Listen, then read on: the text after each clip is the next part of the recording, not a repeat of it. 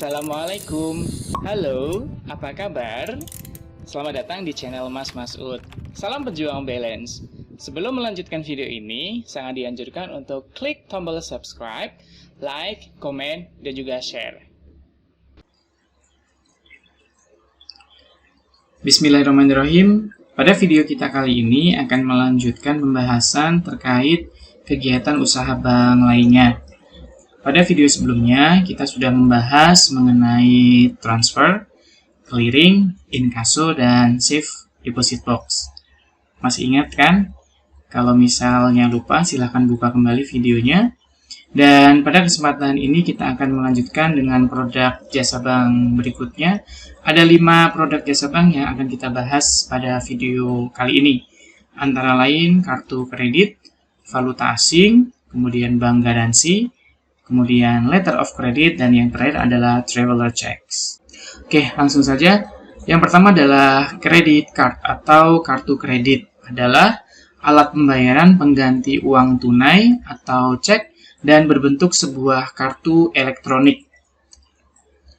Keuntungan bagi bank dan lembaga pembayaran adanya kartu kredit ini adalah lembaga pembayaran ataupun bank akan mendapatkan iuran tahunan, yaitu kewajiban yang dikenakan kepada setiap pemegang kartu. Kemudian, bunga yang dikenakan kepada nasabah pada saat berbelanja atau mengambil uang tunai atau terlambat membayar tagihan sampai batas waktu. Selanjutnya, biaya administrasi pada saat pemegang kartu mengambil uang di ATM.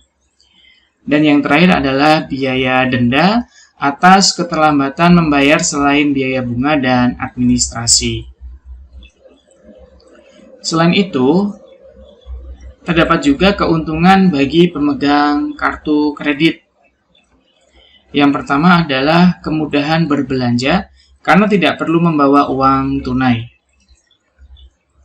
Yang kedua, kemudahan memperoleh uang tunai dengan melakukan pencairan di ATM. Dan yang ketiga adalah bonafiditas bagi sebagian kalangan dengan memberikan nilai prestis dan kebanggaan. Di samping memiliki keuntungan, kepemilikan kartu kredit juga perlu sikap bijaksana dalam penggunaannya. Keburukan kartu kredit bagi pemegangnya bisa muncul paham konsumerisme dikarenakan kemudahan yang ditawarkan. Sehingga apabila tidak terkontrol, maka ini akan menyebabkan kerugian bagi pemegangnya.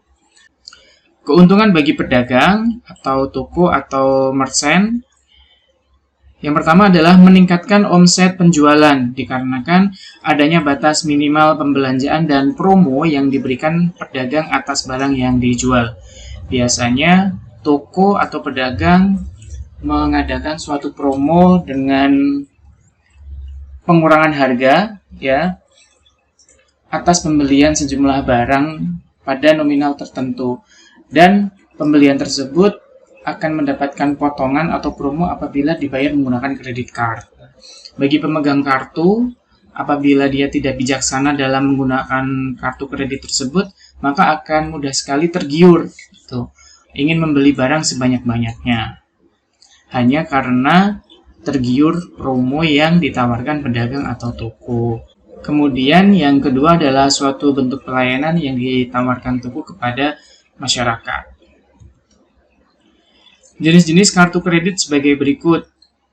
Yang pertama, berdasarkan fungsinya, yaitu ada charge card, yaitu pemegang kartu harus melunasi semua tagihan yang terjadi atas transaksinya sekaligus pada saat jatuh tempo. Yang kedua adalah credit card, yaitu pemegang kartu harus melunasi semua tagihan yang terjadi atas transaksinya secara angsuran. Yang ketiga adalah debit card, penagihan kepada nasabah dengan cara pendebitan atau pengurangan saldo pada rekening nasabah yang ada di bank pada saat membuka kartu kredit. Yang keempat adalah cash card, yaitu kartu berfungsi sebagai alat penarikan tunai pada ATM atau langsung pada teller bank. Dan yang terakhir adalah cek guaranti, adalah kartu yang digunakan sebagai jaminan dalam penarikan cek atau penarikan uang tunai. Sedangkan berdasarkan jangkauan wilayah penggunaannya, kartu kredit dibagi menjadi dua, yaitu lokal dan internasional. Jika lokal, bahwa kartu kredit tersebut hanya berlaku dalam suatu wilayah tertentu, ya, misalnya dalam satu negara saja. Sedangkan yang internasional dapat digunakan di berbagai negara. Contohnya, kartu kredit yang mempunyai logo Visa Card, Mastercard, dan lain-lain. Kemudian, kegiatan usaha bank lainnya selanjutnya adalah penukaran valuta asing atau mata uang asing. Valuta asing atau biasa disingkat falas merupakan pertukaran atau konversi mata uang suatu negara dengan negara lain. Transaksi valuta asing dapat terjadi di pasar valuta asing, juga dikenal sebagai pasar falas. Pasar falas merupakan tempat pertukaran berbagai macam mata uang yang berbeda. Tentunya, rate atau harga valuta asing berdasarkan kurs. Kemudian apa sih yang dimaksud dengan kurs? Kurs merupakan harga mata uang yang akan ditukar dengan mata uang lainnya yang berlaku di suatu negara. Setiap jual beli falas ada dua macam kurs yang digunakan, yaitu kurs beli dan kurs jual. Kurs beli atau buying rate terjadi ketika bank membeli falas, sedangkan kurs jual atau selling rate terjadi ketika bank menjual falas. Jadi di sini yang berposisi jual beli adalah bank, ya. Ketika misalnya masyarakat mempunyai mata uang asing, misalnya dolar Amerika, dia ingin menukarkan ke dalam bentuk rupiah. Kemudian mereka datang ke bank untuk menukarkan mata uang tersebut. Nah, maka kurs yang dikenakan terhadap pertukaran dolar tersebut dari masyarakat ke bank yang ingin dicairkan ke rupiah, bank akan mengenakan kurs beli, ya. Jadi bank membeli mata uang asing gitu. Sebaliknya, jika kita ingin memperoleh mata uang negara lain, contohnya ketika kita ingin hendak pergi umroh atau haji gitu, kan perlu adanya mata uang real, ya. Nah, di situ posisinya bank menjual mata uang real. Fungsi falas yang pertama sebagai alat tukar dan pembayaran internasional, yang kedua adalah alat pengendali kurs, dan yang ketiga adalah alat memperlancar perdagangan internasional. Seperti yang kita ketahui bahwa valuta asing yang paling kuat untuk digunakan sebagai perdagangan internasional saat ini adalah dolar Amerika. Jadi perdagangan internasional itu penggunaan valuta asingnya adalah dolar Amerika. Tapi untuk beberapa wilayah atau regional, misalnya Uni Eropa, gitu, kemudian Uni Emirates, itu tentunya mereka mempunyai mata uang sendiri yang digunakan untuk perdagangan di wilayah regional tersebut. Selanjutnya adalah bank garansi. Bank garansi adalah jaminan yang diberikan bank kepada nasabah untuk memenuhi suatu kewajiban apabila di kemudian hari pihak terjamin ternyata tidak memenuhi suatu kewajiban kepada pihak lain sesuai perjanjian.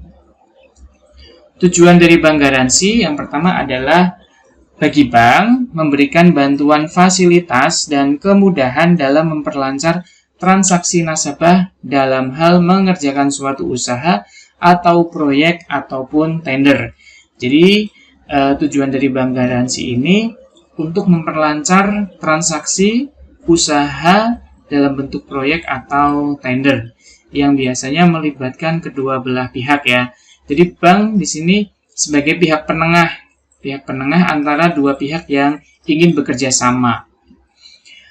Bagi pemegang jaminan atau pemberi kerja, memberikan keyakinan bahwa pemegang jaminan tidak akan menderita kerugian apabila pihak yang dijaminkan melalaikan kewajibannya, karena pemegang akan mendapat ganti rugi dari pihak bank dengan penerbitan bank garansi. Yang ketiga adalah menumbuhkan rasa saling percaya antara pemberi jaminan yang dijaminkan dan yang menerima jaminan yang diikat dalam suatu perjanjian. Yang keempat, memberikan rasa aman dan ketentraman dalam berusaha.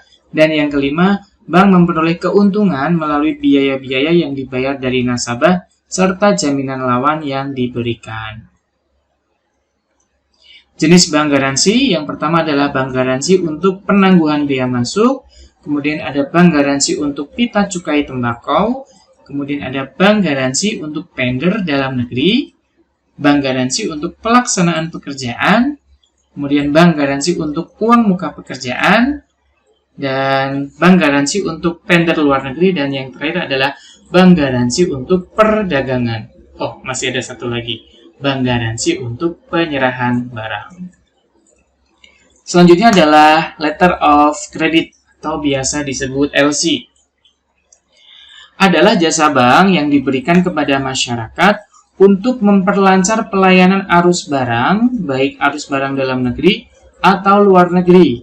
Kegunaan dari LC adalah menampung dan menyelesaikan kesulitan baik dari pihak pembeli atau importir dan penjual atau eksportir dalam transaksi perdagangan. Jadi LC ini digunakan untuk kegiatan ekspor dan juga impor. Secara umum, LC merupakan suatu pernyataan dari bank atas permintaan importir. Importir itu adalah orang yang atau pihak yang membeli barang dari negara lain untuk menyediakan dan membayar sejumlah uang tertentu untuk kepentingan pihak ketiga atau eksportir. Jadi eksportir adalah yang menjual barang. Pembukaan LC oleh importir dilakukan nasabah melalui bank yang disebut opening bank atau issuing bank. Bank eksportir merupakan bank pembayar terhadap barang yang diperdagangkan atau disebut advising bank. Keuntungan bagi bank terhadap jasa ini adalah biaya yang dikeluarkan baik dari penjual dan pembeli. Macam-macam LC.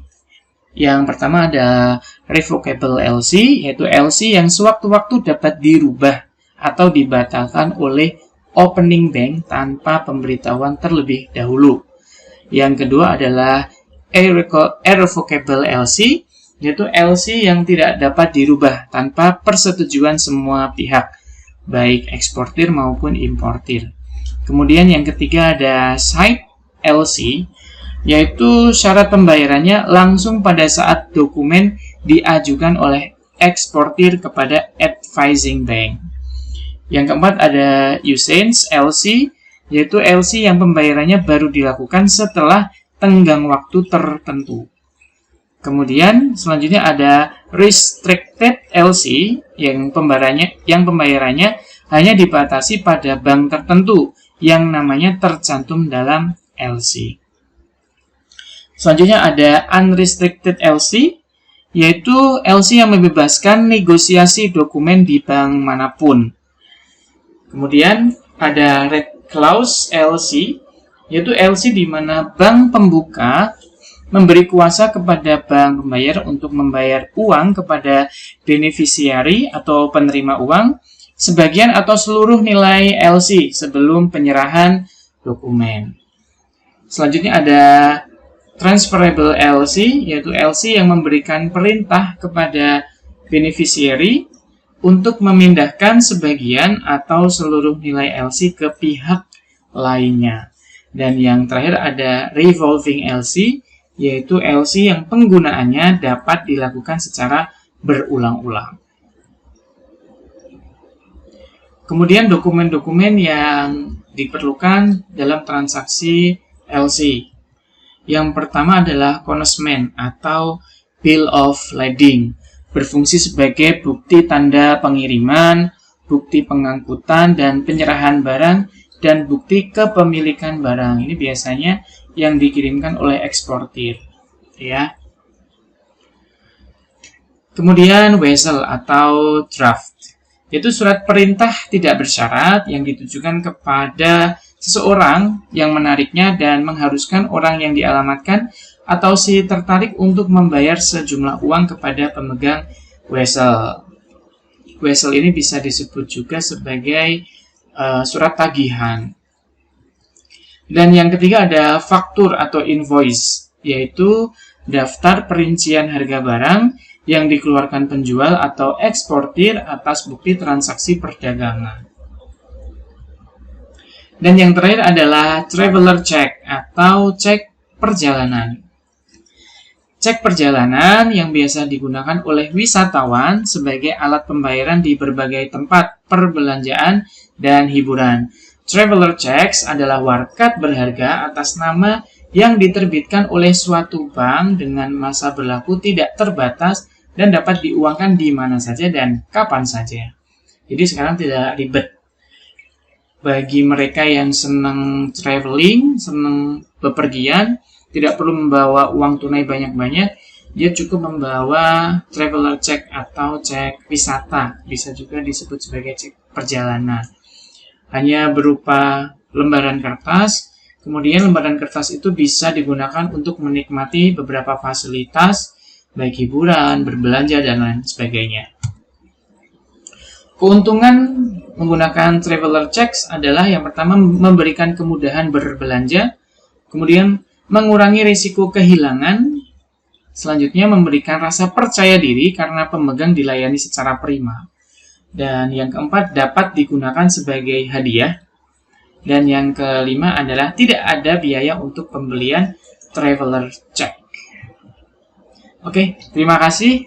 Ini materi sudah selesai mengenai kegiatan usaha bank, baik bank umum, bank perkreditan rakyat, bank syariah, dan juga kegiatan usaha bank lainnya.